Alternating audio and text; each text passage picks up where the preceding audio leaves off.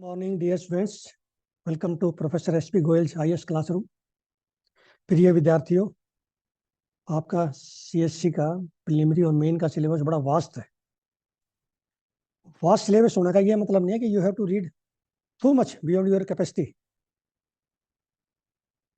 और फियर जो है ना, जो फियर है उस वो दैट इनवाइट सरप्लस मटेरियल। उस ज़्यादा आप पढ़ने की कोशिश करोगे, मैं दूसरे बच्चों से पीछे ना रह जाऊँ। When you read and right, consolidate it, reproduce it in the examination, इस पर्पज से पढ़ना है। राइट और फोकस्ड अप्रोच से। जब आप और हम न्यूज़पेपर रोजाना पढ़ रहे हैं, क्वेश्चंस निकाल रहे हैं प्रीलिम्स और मेन के, बहुत ही क्रिटिकल एनालिसिस कर रहे हैं, फिर जो है आपको स्टडी मटेरियल लाने की कहाँ जरूरत है करंट अफेयर्स के लिए पर्टिकुलरली। सपोज आपको मई जून का चाहिए, जुलाई का चाहिए, इस समय करंट कहाँ से लोगे? ज्यादातर 99% बच्चों का ये माइंड में है कि जो रह गया ना न्यूज़पेपर में, अब न्यूज़पेपर तो मिलेंगे नहीं, उनका ये भी स्टडी मटेरियल से ले लो जो भी है। अब आप एक चीज नोट करो कि स्टडी मटेरियल में मैं जो रोजाना पढ़ा रहा हूँ आपको, जो रोजाना क्वेश्चन दे रहा हूँ, वो क्वेश्चंस कितने हैं स्टडी मटेरियल में? क्या 50% है? यदि नहीं है तो कहां से लाओगे फिर? इस तरह से जो है आपकी जो हमारा टारगेट है ना सेफ होने का प्रीलिमिनरी में, वो डिफीट हो जाता है। दूसरा, जब मैं ये कहता हूँ ना 110 प्लस प्रीलिमिनरी में लेने हैं, ये आपका हार्ड वर्क और कंसिस्टेंसी है और राइट अप्रोच है। मैं तो आपको करंट अफेयर्स करा रहा हूँ ना, जैसे मैं करंट अफेयर्स करा रहा हूँ उसी तरह से स्मार्ट स्टडी से आप स्टैटिक पोर्शन करो, चाहे पॉलिटी है, हिस्ट्री है, ज्योग्राफी है, तब 110 प्लस आएंगे। इतने ही डिफिकल्ट क्वेश्चन करो आप जितने करंट में कर रहे हो, तो आपका हार्ड वर्क और आपकी बुद्धि विवेक वो आपको आईएएस बनाएगा। ना यूपीएससी ने सिलेबस इस तरह से डिजाइन किया है कि वो कोचिंग सेंटर का जो मटेरियल है वो काम नहीं कर रहा है। आप देखो 2-3 साल से एनालिसिस करके देखो, टॉपर्स को ये पता है, जो पहले 100, 200, 300 बच्चे ना आईएएस में, उनको पता होता है कि हमें वो चीज करनी है जो नेशनल इंपॉर्टेंस की है, पार्लियामेंट में डिस्कस होती हैं, इंटरनेशनल इंपॉर्टेंस की हैं, रोजाना की जो ना आम आदमी से जो है जुड़ी हुई है। अब हम चलते हैं आज के हिंदू और इंडियन एक्सप्रेस के क्वेश्चंस पे। ये न्यूज़ देखिए, सिंपल सी न्यूज़ है, इसमें आपको एक दो चीज़ों का पता चलेगा। तो ये पता चलेगा इस न्यूज़ से एनालिसिस करने से, असम और मेघालय का कोई डिस्प्यूट चल रहा है, ठीक है। अब आगे देखिए, इसमें लिखा है होम मिनिस्ट्री, इसका ना home ministry will settle that. उन दोनों को जो है स्टेक होल्डर को बैठा के, दोनों स्टेट्स को होम मिनिस्ट्री जो है सेटल किया है, कुछ में तो सेटल कर दिया और हो जाएगा। उसके बाद लास्ट लाइन देखिए इस न्यूज़ की कैसे एनालिसिस करते हैं। Assam has also on going boundary dispute with Mizoram and Nagaland. कई बार पूछ लेते हैं क्योंकि इंटरनल सिक्योरिटी में आता है ये आपके एग्जाम में, प्रीलिमिनरी में और मेन में, ठीक है। अरुणाचल प्रदेश के साथ नहीं है, इन 3 स्टेट के साथ है। अब रोजाना ऑलमोस्ट मैं गवर्नमेंट की एक स्कीम डिस्कस करता हूँ जो भी न्यूज़पेपर में आती है, और वो बड़े डिटेल में आते हैं, यहाँ से पढ़ोगे तो बड़ा मजा आएगा, यू विल एंजॉय। अब ministry of women and child development ने 17,000 क्रच खोलने हैं इंडिया में, उससे रिलेटेड न्यूज में आगे।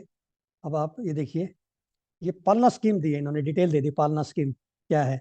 It is launch by ministry of women and child development. पालना स्कीम में क्या है ये आपको याद करना है। ये मेरे प्रीलिमिनरी क्वेश्चन नहीं है, ये मेन की लाइनें भी है लिखने के लिए। Palna scheme ensures quality day care facilities और creches for children of working women by providing a safe and secure environment for nutritional, health and cognitive development of children. Cognitive skill होती है ना, मेंटल ब्रेन की develop करने की। तो ये line लिखनी है आपने स्कीम में। Palna scheme is not for women employed in unorganised sector. नहीं, ये दोनों सेक्टर के लिए है, चाहे ऑर्गेनाइज्ड में हो चाहे अनऑर्गेनाइज्ड में, दोनों के लिए स्कीम लागू होती है, ठीक है। और अब जो है मार्च 2021 तक हमारे 13.8 लाख आंगनवाड़ी सेंटर से भी ज्यादा ऑपरेशनल हो चुके हैं। तो ये से कोई भी स्कीम है that is very important for your preliminary and main examination. अब ये 2023 में प्रधानमंत्री जी जो है बेस्टिले डे परेड, इन्होंने ये गेस्ट ऑफ ऑनर थे, तो ये कहाँ पर हुई थी? पेरिस में। अब इस बार जो है हमारे जो 26 जनवरी आ रहा है 2024 में, उसमें जो चीफ गेस्ट है वो है एमेन्युअल मैक्रोन, जो कि प्रेसिडेंट है फ्रांस के। इसके अलावा हमारा फ्रांस के साथ सिक्योरिटी का बहुत पुराना जो है, 25 साल हो गए हमारे सिक्योरिटी रिलेशन को, सिक्योरिटी एग्रीमेंट को। अब ये एक्सप्लेन्ड पेज पे आया है क्योंकि IMF ने जो कहा भी ये जो है इंडिया की डेट जीटी रेशो बढ़ जाएगा। और फिर क्रेडिट रेटिंग एजेंसीज है, उन्होंने 3 क्रेडिट एजेंसी रेटिंग है वर्ल्ड की, उन्होंने इंडिया की रेटिंग कम कर दी। उससे जो है इंडिया ने क्रिटिसाइज किया है कि ये इनकी मेथोडोलॉजी ओपेक है और इसमें से इस आर्टिकल आपको ध्यान से पढ़ना है, मैंने कैसे क्वेश्चन निकालने और आप इससे बेटर कैसे निकाल सकते हैं, क्योंकि यू आर द बेस्ट जज, आप और भी अच्छे निकाल सकते हैं इसमें से। देखिए, which of the following is not the agency for sovereign credit rating. Sovereign credit rating में कौन सी एजेंसी नहीं है? ये तीन है ऊपर की, और मॉर्गन स्टैनली नहीं है। अब इसमें मैंने स्टेटमेंट दे दिया आपको जो मैंने इसमें से निकाली है, जो करेक्ट है। देखिए, sovereign ratings are about creditworthiness of the governments. जो एक कंट्री की गवर्नमेंट है उसकी क्रेडिट वर्थीनेस का पता चलता है, और वहां के जितने बिजनेस है उसके भी, ठीक है ना। तो governments and businesses with low sovereign ratings will have to pay higher interest rates when they borrow. हाँ, यस, उनको हायर इंटरेस्ट रेट देना पड़ता है। Then India is rich in labour resources and mineral resource but suffers from lack of capital. ये कुछ point मैंने इसमें article में से निकाले हैं, बाकी आप कोशिश करना कि एक दो पॉइंट और निकल जाए।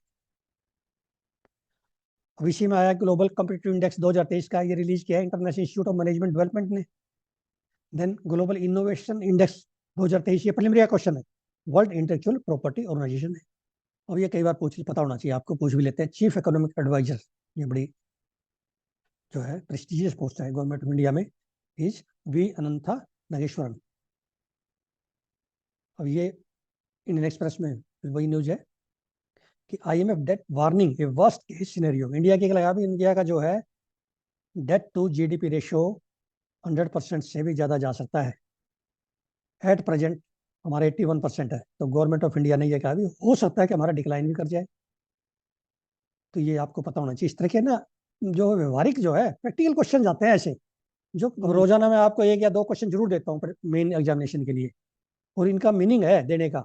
इनको यदि आप सॉल्व कर लोगे तो आपको आदत पड़ जाएगी, आपके सारे क्वेश्चन सॉल्व हो जाएंगे मेन एग्जाम जीएस पेपर 1, 2, 3, 4 में। अब ये देखिए, India is celebrating 25th anniversary of India France strategic partnership and explain India France bilateral partnership in defence. Defence में जो है क्या हमारी जो है पार्टनरशिप है, 25 साल हो गए, इसलिए क्वेश्चन आ सकता है आपके मेन में, ठीक है ना। अब ये वही फिर मैंने इस पे दे दिया क्रेडिट रेटिंग्स पे, इसको आपने पढ़ना है ध्यान से, एक्सप्लेन पेज में इंडियन एक्सप्रेस में। Government of India has criticised opaque methodology used by major global credit rating agencies of sovereign ratings. Why do sovereign ratings matter? What is the government of India argument? ये इसमें से निकालना। ऐसे question दो तीन आपके current affairs में जरूर आते हैं जो आप टच नहीं कर सकते, इसलिए आपके मार्क्स जो है 100 से कम आते हैं, कि 3-4 क्वेश्चन आपके रह जाते हैं ऐसे ऐसे। इनमें 2-4-5 पॉइंट लिख लो, ज्यादा नहीं, पूरा लिखने की जरूरत आती है, 4-5 पॉइंट बस। प्रिय विद्यार्थियों, जैसे हम करंट अफेयर्स के नोट्स बना रहे हैं ना रोजाना, ऐसे आपके स्टैटिक के मेन और प्रिलिमिनरी के ब्रीफ नोट्स होने चाहिए, ताकि आपका रिवीजन स्पेस रिवीजन हो जाए टाइम टू टाइम, और एग्जाम में ऐसा लिख दो। और दूसरी सीरीज जैसे मैंने एनवायरमेंट की और एग्रीकल्चर की शुरू की है, एग्रीकल्चर की मेरी सीरीज का ये है कि साथ साथ आपको प्रिलिमिनरी और मेन के ना, खासकर मेन के आपको जो 50 मार्क्स का है वो करवा दें। बहुत बहुत धन्यवाद।